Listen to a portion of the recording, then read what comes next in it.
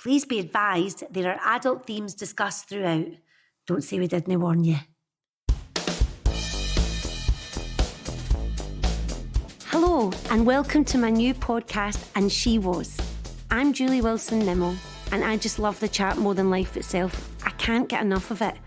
As a Scottish actress, I've had to shout that wee bit louder to be heard in a male-skewed industry and channel my inner gallousness, if that's even a word. I love gabby, feisty women and I'm fascinated as how they got to where they are today. So during this strange and almost liberating lockdown period of late, I gave myself the challenge of pulling together some inspirational Scottish women, finding out their stories and letting their souls sing free in front of a microphone, basically. As you can imagine, it's been a technical nightmare.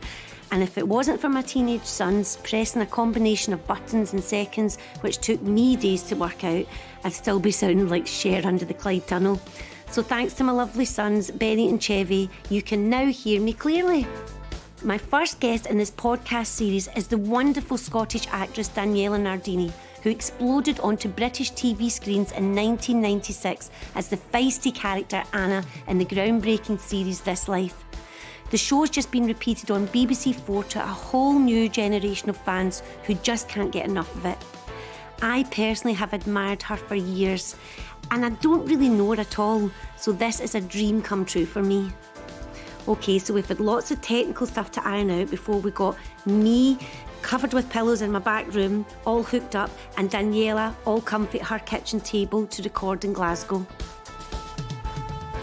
Is Daniela just as incredibly fearless now as she was then back in the late 90s? Well, let's find out. This is the result of our very frank and honest chat. Enjoy.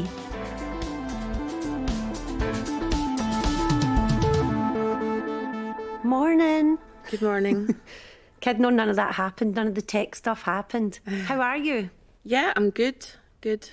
I've left a child in bed. She's just a bism. Oh, really? Still sleeping? And she's how old now? I'm going to say 13. Is that about right? 13, yeah. Oh, She's wow. 13. So you're hitting the teens just now with her? Yeah, sometimes one goes into a mood and it's quite hard for her to get back out of it. But generally she's quite good. Yeah. Yeah.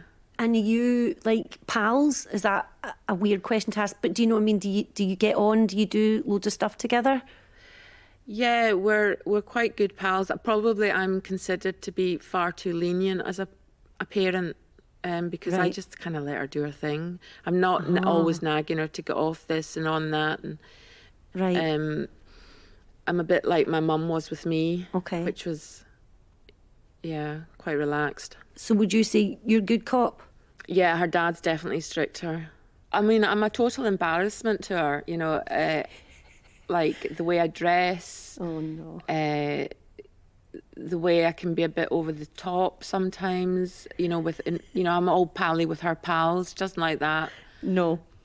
She hates me cuddling her pals as well. Oh, my God. But of course I do it. I just continuously disobey her. Of course. Are her friends aware that you're an actress, Daniela? Do they know that's what your job is? Oh, she was quite funny the other day. She went, because I'm doing this course in counselling. Oh, yeah. And she went, Mum, I think you should just concentrate on that now because, I mean, you're not really an actress anymore, are you? And I was like, thanks, darling. Slowly they chip away at your confidence. What does she mean?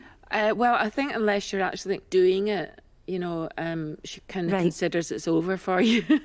Oh, that's quite brutal. If you're your agent, I think that's you wrapped it up now. That's enough of that. But does she, obviously because you've had such an amazing and varied career, is she aware of stuff? Does she, at that age now, has she looked up online, you know, they can hit YouTube now and watch it. Is she aware of the success you've had? Let's just get out the road, This Life. And, you know, does she know those sort of parts that you've played? Is she aware?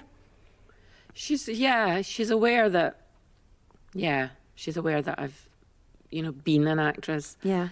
It was quite funny. My friend Pam was trying to find an article I was in, and she looked up Wikipedia, and it said that I had 2 children, and one was a capital DJ called Carranzo, and I had him in Naples, which is absolute nonsense. Listen, I didn't want to bring that up, but I seen that too. Yeah. Oh, really? Well, Carranzo is, he fled the coup, and I haven't seen him since his birth, actually. So I've got this son. I'd quite like to meet him. That could have set off a whole, can of horrible worms there. Explain to her that's not actually true. But you're talking about your daughter, and if you don't mind, I'm kind of obsessed with your childhood. From the point of view that you grew up in Largs, which to me just sounds amazing. I grew up in East Kilbride, and there's nothing wrong with East Kilbride, but to grow up by the sea, and do you mind telling us a little bit about that? So my dad, well, for those who don't know, was in the ice cream business. So it was my great-grandfather that came from Italy. And so it went down the line, and they had the big cafe at the front. So I think my dad met my mum in Glasgow. The first place he took her was Regano's. That was our first date. But so she moved to Largs, and then, so my childhood was in Largs. I went to St Mary's Catholic school, and then I went to the local Largs Academy, which is a local comprehensive. And it was a nice childhood. Yeah. A lot of outdoor stuff. We were just out the whole time, come rain or shine. We were out doing our stuff, and there was always ice cream for dessert. There was never a shortage. If I ask you nothing else in this podcast, I have to ask you, do you actually like ice cream? I do. I love ice cream. Yes.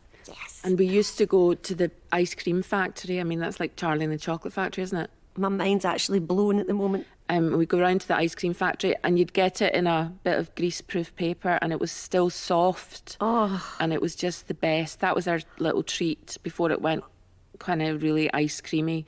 It was this soft mixture. So you got to go to the factory before it came into the cafe? Yeah. That is Charlie and the Chocolate Factory, except even better. And so did everybody know you? Obviously the family, they're with the rest of your siblings and everything, so you got to do things like that for a treat? Yeah, we always had fish and chips on a Friday, because at that point they had quite a few units. They had a few fish and chip shops, and they had the big cafe at the front. Oh. And and I used to go there after Italian classes, and I'd just have dinner with my dad, and that was our special treat away from the horrible brothers. Were you a bit of a minx, Daniela, when you were wee? Did you get away with murder?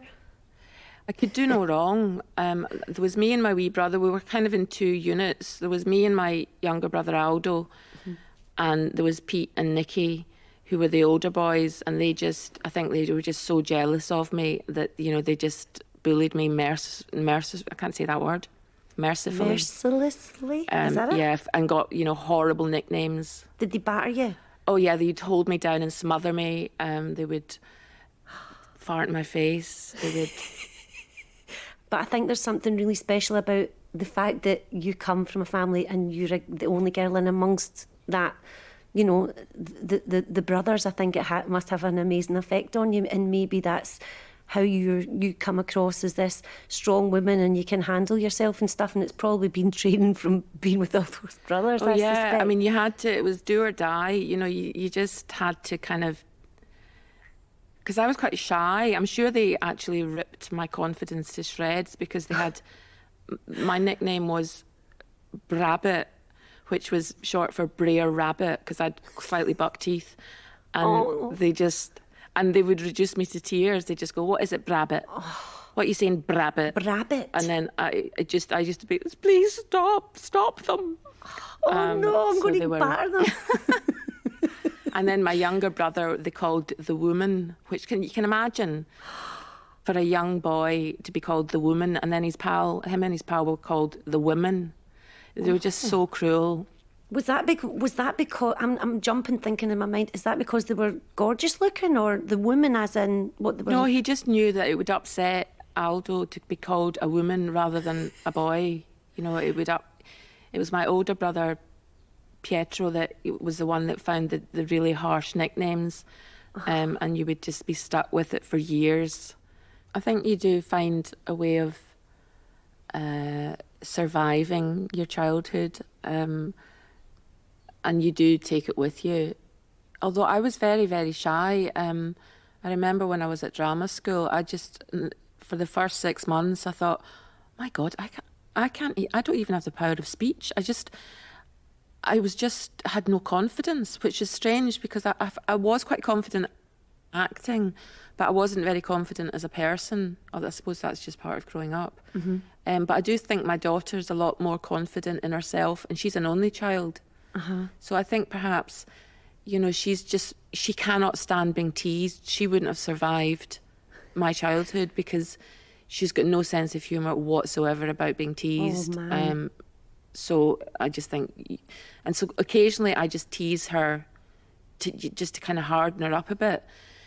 But the other thing they would do, which I think is quite common, is they would imitate every single thing that came out of my mouth. So I'd go, could you pass the tomato sauce? And they'd go, could you pass the... And it just went, but every single thing that came out of my mouth. And I was just like, when is this going to end? This ridicule.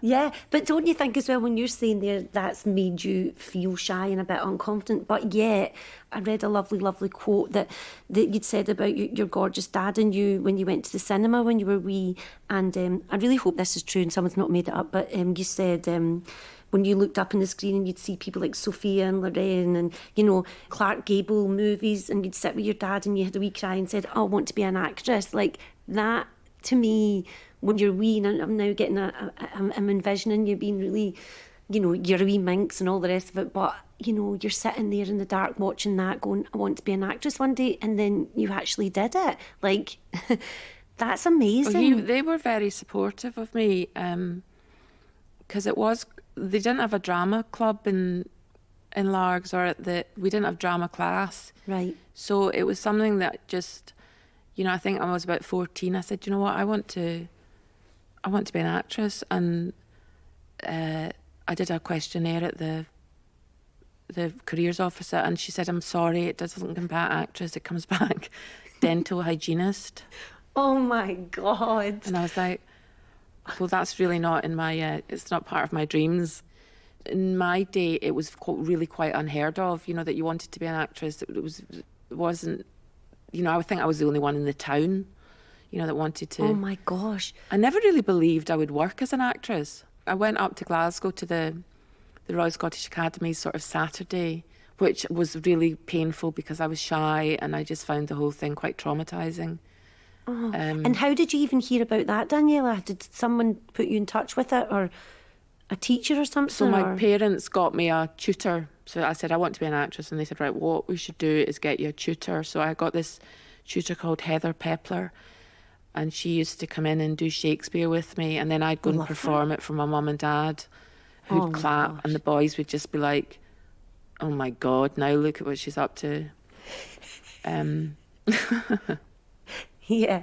But isn't that amazing? I mean, you're so lucky in that respect that your parents right away got on board with that. I mean, you know, the path could have been so much different if they'd been like, oh, no, that's not happening. And especially if you're saying nobody else in your town was interested in doing that. So it's obviously been like, without fawning over you too much, but it is your destiny then. I mean, that part of your story, I didn't realise that.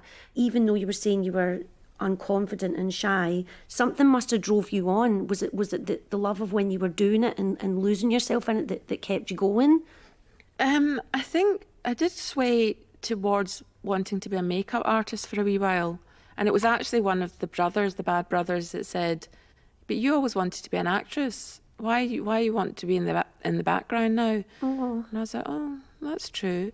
And so I kind of quickly re-established my dream. And yeah, I mean, not to sound big-headed, I found that I had a bit of an aptitude for it. And, you know, I think people were surprised, you know, my parents like, oh, do you know what, she's not bad. she's quite good at this. And, I could learn lines really easily, can't now. And, it just seemed to be quite easy for me.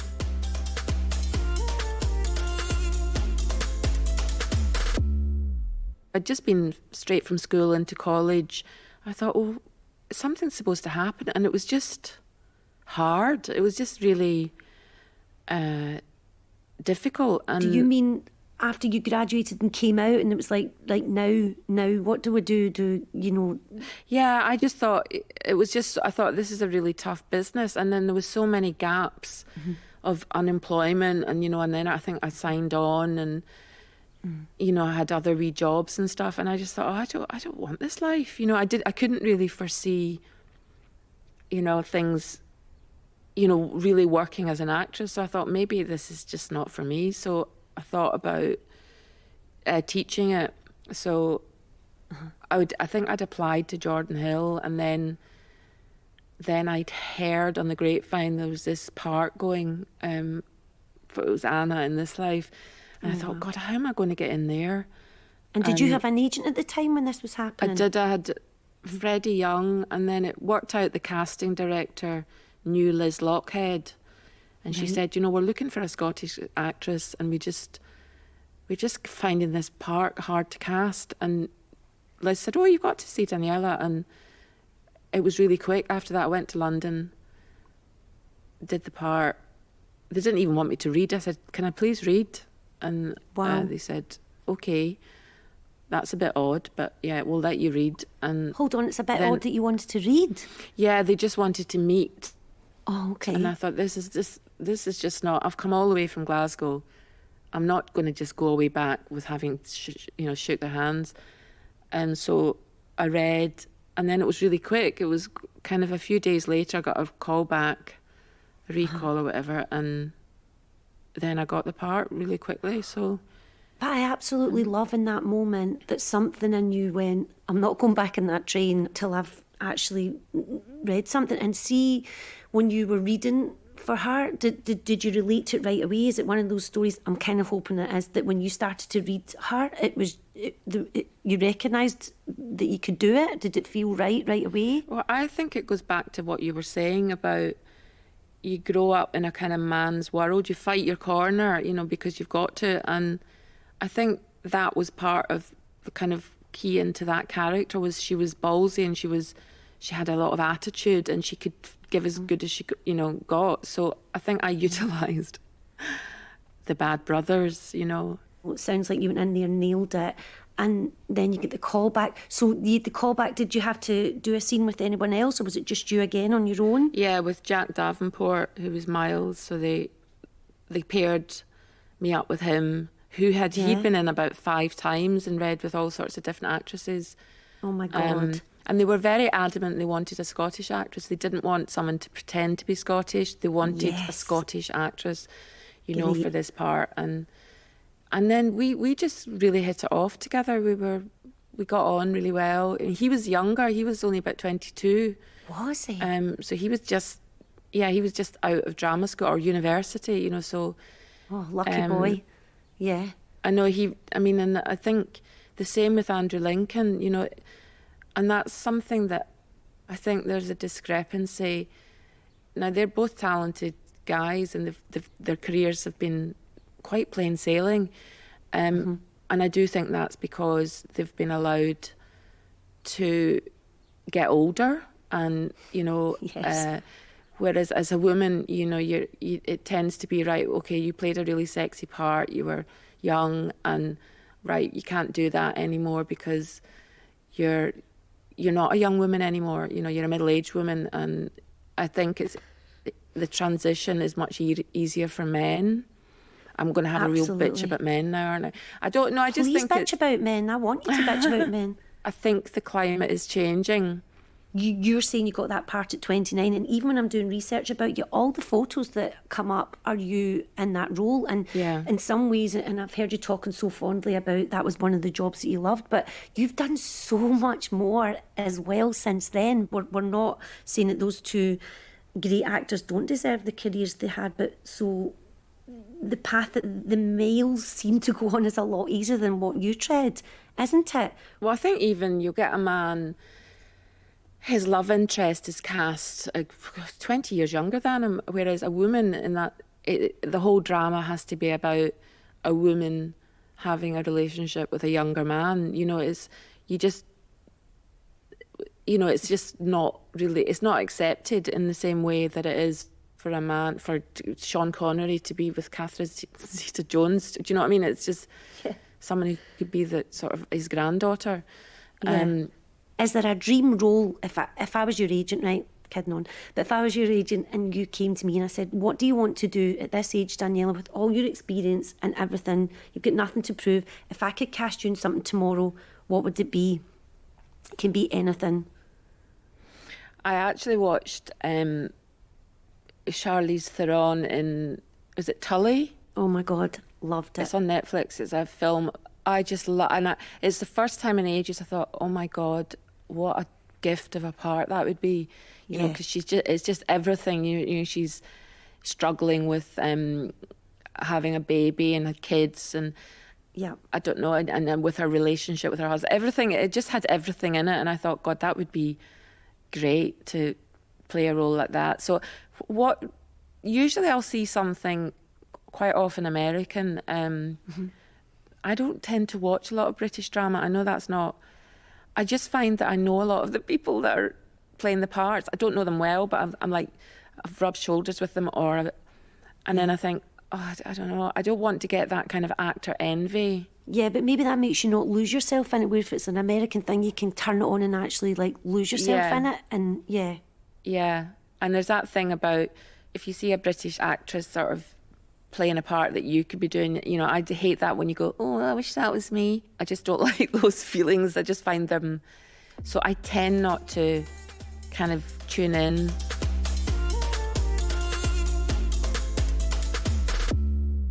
The break I got with this life, because it was a groundbreaking piece of work, really, because you hadn't really seen stuff like that. I think they kind of wanted a kind of, not ER, what was the one? It could have been ER. It was all that kind of quick camera movements and real character-led drama, you know, so we were sort of the first to do that kind of docudrama, which was really refreshing for people, I think.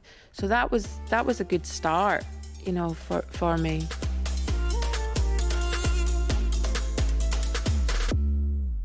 I just want to take the pressure off myself, just like, okay, so I want to work, but I don't have that sort of desperation that, you know, I've got to be working all the time. And I've started painting. Oh, how lovely. It's my lockdown painting. Lockdown has focused me. I know that's a terrible thing to say. I think it just because I thought, right, how are you going to get through this sort of weird time? And so I just thought, right, commit to painting. So every day I'm like, okay, get your easel out. Wow. And Claudia's been painting as well, so it's nice that we're both doing that. You're doing that together? Oh my God, I wish I had a girl. I'm so jealous. Well, she does it, and she's painting her wardrobe. She's got like flowers all over it, and it's really gorgeous. I'm much more slapdash. I'm like, you should go to art school, Claudia. No, I don't think so. She doesn't want to be an actress. She must get that from you, the artistic Well, her dad's flair. he's a chef, and I think in a way chefs are artists as well. They're just, you know, he's really creative in the kitchen, and she sort of gets a bit of that. She seems to have got a bit of both of us, but no, she hasn't got she certainly hasn't shown an interest in wanting to act. And would you be all right with that? I always remember someone saying, if my boys would do that, would you be all right with that if she said, actually, Mum, like you did at that age, I think I want to be an actress? It'd be hard not to be very realistic about it and go, look, right, this is not an easy option.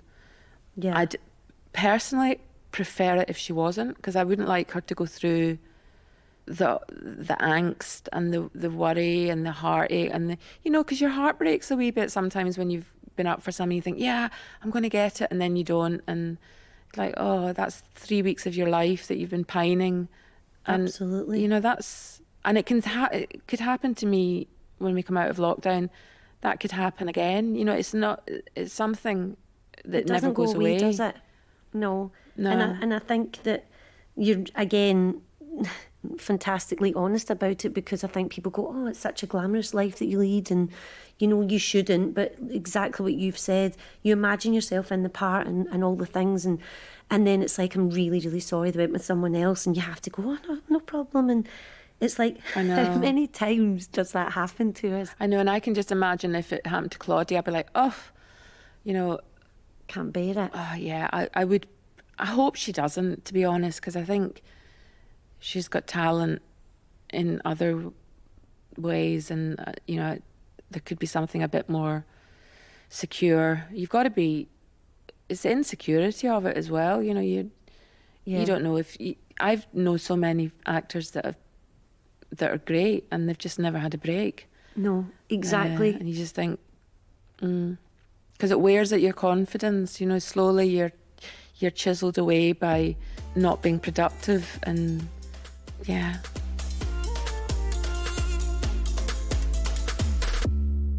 So if you were to get a job tomorrow, if I was still to be your agent, and I was to offer you a stage role or telly or film, how do you feel about going back on stage? Do you ever, when you're talking about learning lines, I can relate to that. Like, it's much harder now, isn't it? The longer in our career, I wasn't going to say the older we get, the longer in our career we get, I get very nervous about that. Do you? Yeah, I mean, I haven't been on stage. I did a job, I don't know, Claudia was really young at the time. I think she was 4. So this is about 9 years ago. That's the last time I was on stage. And so I think that would be really quite terrifying. I think if it was the right thing. And did it put you, was it a piece that put you off, or? Well, I was supposed to do something, and then I pulled out really quite early on, and I just thought, I'm not in the right place for this. I think also because I had to have a childminder, and I hadn't had a childminder, and I just, the whole thing just was, it just didn't flow for me, and you know, I just thought I'm best not to do this. Your question about what one, I'd probably, I don't know, probably it would be filming, would be my first choice at the moment, and whether or not it's a telly or a good film, because quite often you think, oh, film, and then the reality is the pay's lousy, there's a lot hanging around, but then telly's usually quite high pressured. You know, you've got to snap it out, crack it out quickly. I'm not being disrespectful to both of our careers that we've had, and we've been lucky for breaks and all that, and we're thankful, and thank you very much for casting us, but we want something else. We want, why aren't, you know, the talented women in Scotland being utilised? I think that you put your finger on it when you said grateful. I think we are, you know, as a nation, we're so grateful. And I think we've got to stop being so grateful. You know, there's the very, very good actors in this country. And I think for women, you know, it is time to kind of go, right, who do we know that are strong women who want more control? Yes. And you don't have to be completely out of, not have any control to be an actor, or to be an actress. But I think we're expected that's the norm. Yes. I think there is a slight shift with this sort of all the Me Too, you know, women going, right, we've had enough actually. We're not going to be, you know, leered at and treated like, you know, a piece of meat anymore. And it's going to be a slow process. But yeah, I mean, look at the French. I think the French have got their own film industry. They've got their own independent voice. And I think Scotland do need more of that kind of attitude. I don't know what it would be like if we actually went independent. Perhaps that would be the thing that would make us all kind of get more proactive. And, you know, this whole thing now that, you know, people go, oh, I've heard it, you know, that they're finally building the film studio and stuff. And of course that's had to be put on hold. But it's like, that's almost what we need, because let's face it, you've lived in London. You could have went, I'm staying down there and going back to having my career down there and only be doing things. You live here. You choose to live here for, you know, personal reasons as well. But, you know, you live here because the culture here is fantastic. The theatre here is top notch. There's amazing things for us to touch into, but yet we're still going, oh, thanks very much for 2 lines in your thing. It's like, we take it because we need the money sometimes. I'm sorry, but that's a fact. Yeah. You know, everyone needs to work and feed their kids, but at the same time, there's a feeling of like, come on, we need to do something else. And do you know what? I'm getting to that age when I'm going, if I have to go in there and be cheeky and go, no, this isn't good enough. Yeah, no, I think you just care less. I mean, I was asked to go up for something recently. I won't say what it was. It was like half a scene, you know, and it was to play a detective. And it was basically me going, so what do you think of this? Or what's your name? And I thought, well, this is a piece of piss, isn't it? And then I said to my agent, right, they can either offer me it or just forget it. And I thought, oh, what's happened to me? Got all attitude-y. And he went, oh, well, they're not going to offer you it. And I thought, oh, this is just a joke. You know, this is a joke. It's like, go and put yourself on tape for a part that is just ridiculous. And I just thought, no, I'm not doing it. And then, can you imagine, you don't even get the bloody thing? Yeah, exactly. And by the way, that would still do you in even if you didn't want it. But the fact that you're being honest about that is brilliant, and it's really, really... I hate to sound American. I've only lived in LA for a wee while, but it was like, it's inspiring to hear that, because why would you do that? And also as well, Daniela, you run the risk of, with the career you've got behind you, of people that then watch that show and go, what's Daniela doing in that? She should be the do you know what I mean? So you're actually going with one of the only things that we've got as actresses and actors, is your instinct. But we're afraid of doing that. You know, I think it's not in our... I don't think it's in our national psyche to sort of go, no, you know, yes, I'm worth more than that. And I think that's when it has to stop and draw a line. And obviously people go, oh, it's all right for you, and you've got this and that, and you go, no, hold on a minute, I'm talking about... You're allowed to say that about your own career, because who else is going to say it to you? And actually your agent probably would feel the same, and I bet your agent was pretty chuffed that you turned it down, because you shouldn't be doing that. You just shouldn't. Well, then you get there's not much about. There's hardly anything about at the moment. Okay, but that's not your fault. That's shite. There should be stuff about, and you should be able to sit there. And I know people think that actresses sit at home with 9 scripts in front of them. Okay, they don't. But if it's going to be a change and we're going to take charge, then, oh my God, I would love it. Imagine going, we've sent you this thing, have a wee read, and what, you know, they've built the character around you and stuff like that. Okay, that's stuff that dreams are made of. But we should be allowed to be thinking like that. I hate this, and I hate that you've had it. I actually do hate that you've had it going, why am I even getting made to feel that I'm bad for turning down a kind of mousy part? I think it's also about how we view one another, because the attitude that, you know, is that you've got to be super competitive, you've got to tear down other women, you know, what women that are younger, women that are thinner, women that are, you know, not as attractive, you know, you know, and I think there is a culture of like women being bad to women. And I think we've got to really unite. Yes. You know, and that we're all in it together. I mean, obviously it's not like a men bashing exercise, this, but you know, good, though. But it is kind of the man's influence that women are, especially actor women, you know, we're super competitive, which I don't actually think is true. I think we're pitted up against one another. And my friend says, you know, as you get older, you've got to get thinner.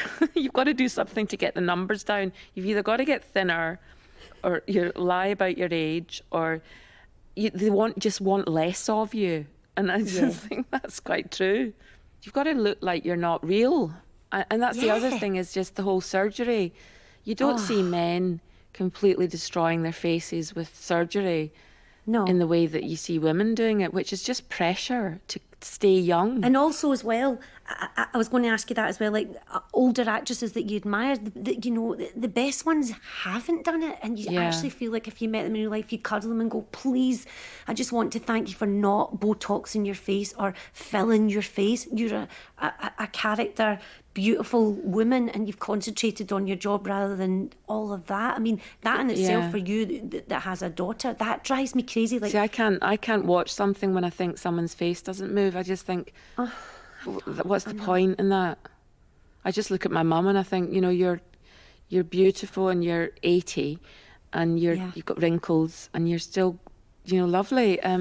It wouldn't be something I'd want to pass on to my daughters as she looks at me disappearing into a kind of massive Botox and fillers. Absolutely not. It's like I'm obsessed with Julie Walters, and I was reading an interview with her, and I'm just looking at her going, thank God you didn't start all that. And there must have been so many people around her in her career telling her to do it. Yeah. Imagine her not being able to move her face when she's doing, a comedic role or something serious, and you're just so drawn in by her and you believe her. And I'll be watching your face over the next few years. You better not dare have any Botox, to hear me?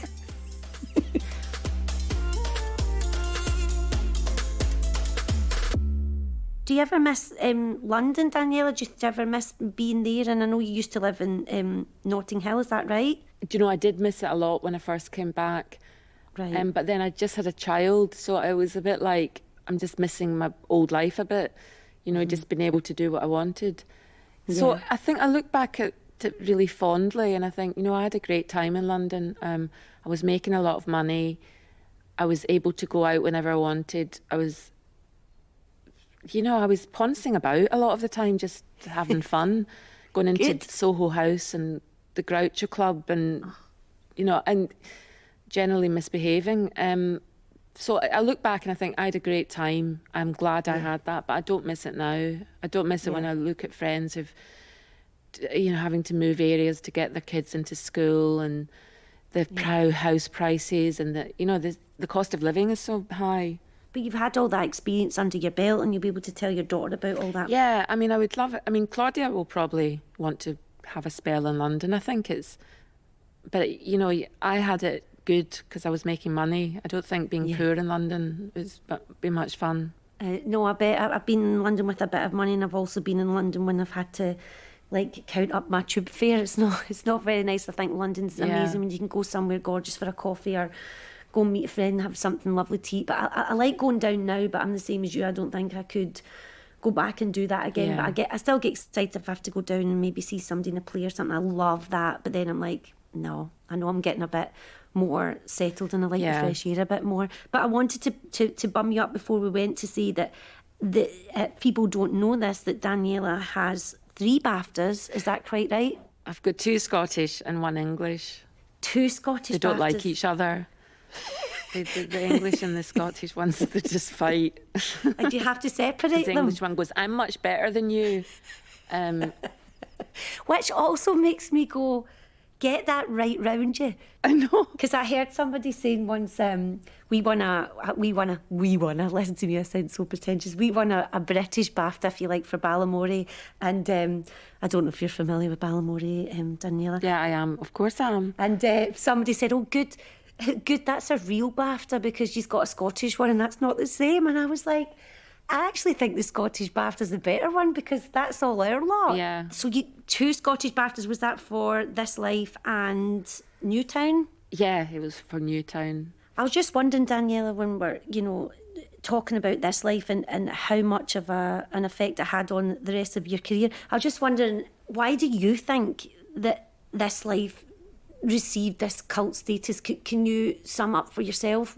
What do you think from being in at the ground from it that made it so iconic? I think it was a very honest depiction of a certain age group, young professionals, and there weren't really morals, whereas in soaps you have to have the moral of the story is don't do drugs because you'll die, or don't have sex with 3 guys in 1 month because you'll get VD and you'll die. And so we were allowed to explore what it was to be young and get away with it. And there weren't just big consequences. You know, I think I did ecstasy, I did cocaine, I drank, I smoked. There's not much I didn't do in that show. I even kissed a woman. So I think it just hit. It was the right time. It was in the time. Train Spotting came out at that time. There was a lot of attention on, just that kind of Brit pop, you know, sort of Oasis and Blur, and there was a lot of stuff going on culturally in Britain, and I think it went along that groove, and that's people just lapped it up. They're just like, we're being represented honestly, and you know, this is what young people behave like. You know, young professionals, they misbehave, and I think the camera just followed us around, and you could actually end up doing a really heartfelt scene, and you discovered it was just the back of your head. It's like, you know, it was fresh. I think that was its appeal. It's like it's captured in a time, isn't it? When you said it like that, all the things were timed together so sweetly, weren't they? The culture, and it just seemed to fit in. It was like the television version of being representative of what was happening at the time, like almost a celebration of that. Yeah, and then there was Blair. You know, politically, we had Blair coming into power, and you know, he was part of all that as well. Remember, Oasis being part of the whole Blair campaign, and that's right. They went round his house, didn't they? I think it was just it was an exciting, vibey time. Yeah, the 90s. But how fantastic that you've been part of that. Like, you've been part of that and be able to look back on it, and you were all cast so well and played your part so. But do you know what I mean? That's a really amazing thing to look back and go, if I did nothing else, I did that. Do you know what I mean? And I think that's to be celebrated. I think that's a time that's locked in. Like, when I shut my eyes and I see that time and I hear the music and I see that on the television, it's really exciting, and I think that's why people still now, the next gen coming up, will get a buzz out of that and go, oh my God, that's of a special time that was captured. But the other thing I wanted to ask you was, you know, it comes across all the time, and I know that, and thank you for giving us an insight to you as a child and all of these other interesting things, but that you seem fearless then, because you were fearless then, and do you feel as fearless now, Daniela? Do you mind me asking you that? I think I'm a person that's got a lot of fear, but I think, as I get older, I'm more accepting of myself, and I think the more you accept yourself, the less fearful you are, because you just start thinking your fears are part of you. You know, I fear, like anybody, will I work again? You know, will I be able to, you know, make enough money this year? And all these things, you know, are fear-driven, but I think I don't know if I've answered that well. No, you have. I think that without putting words in your mouth, when I think about you and I hear you talking and I read things about you, you always seem to come across, and I hope you don't hate me for saying this, you come across to me as a survivor. You come across to me as someone that goes, do you know what? You've had things happen to you in your personal life, and you've had all different things, but you're here and you're a survivor. And I think that's what, if anything, the inspiration behind this podcast for me seems to be always of like promoting women and holding them up and going, listen, all these things have happened to me and I'm still here and I'm still doing this. And oh my God, I sound so American, I really don't mean to, but do you know what I mean? That's what, if anything, I can get out of this. When I was asking you about being fearless, and I know that you've said in the press before that you had some time out because you had to recover from breast cancer.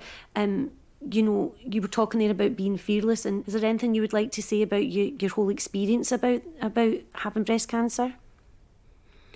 I think what you said it there is time out. I had to take time out because, you know, I had to have a mastectomy, and you need time to recover from that mentally and emotionally and physically. And I found that physically I got over it much quicker than I did mentally, and emotionally I was really quite traumatized by it.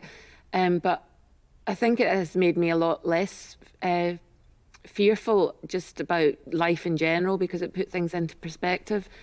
But I think my message would be to women is just make sure you do these checks, these mammograms, those callbacks, recalls, do it because, I know it had gone into one of my lymph nodes under my arm, and if I hadn't gone back and sort of followed it up, that's your whole lymphatic system, in jeopardy. So I caught it in time, and it was shocking having to have a mastectomy, especially as you're sort of getting older, and then you think, oh my God.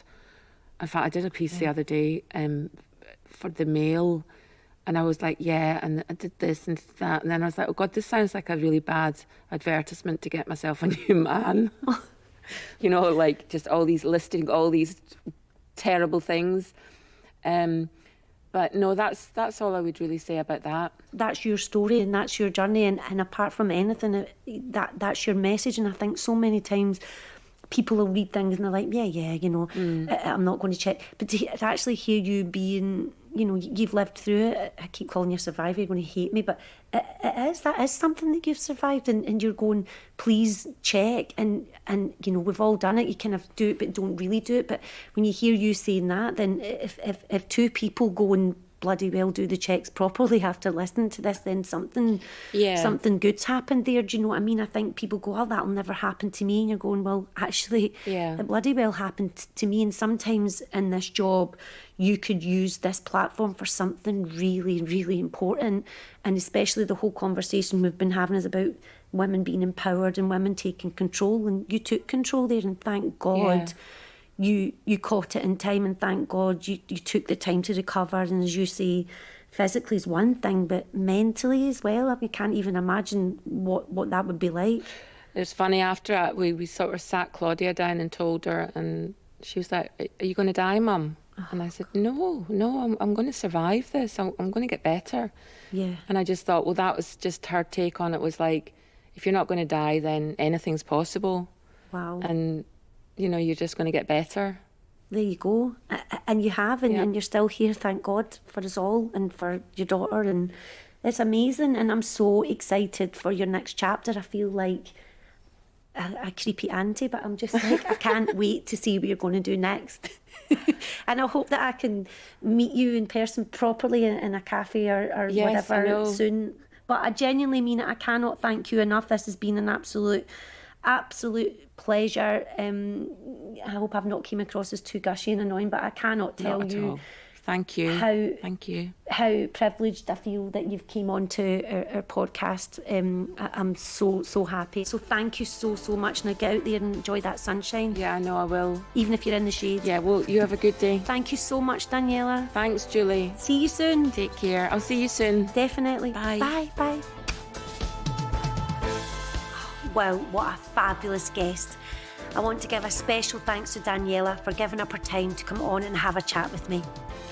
Thanks for listening, and you can find new episodes on Acast, Spotify, or wherever you get your podcasts. Music was performed by the amazing band The Girl Who Cried Wolf, and you can hear more of their music by clicking the link in the description. Thanks also to Matt Ramsey for editing and mixing this episode. And She Was is produced by Solus Productions Limited.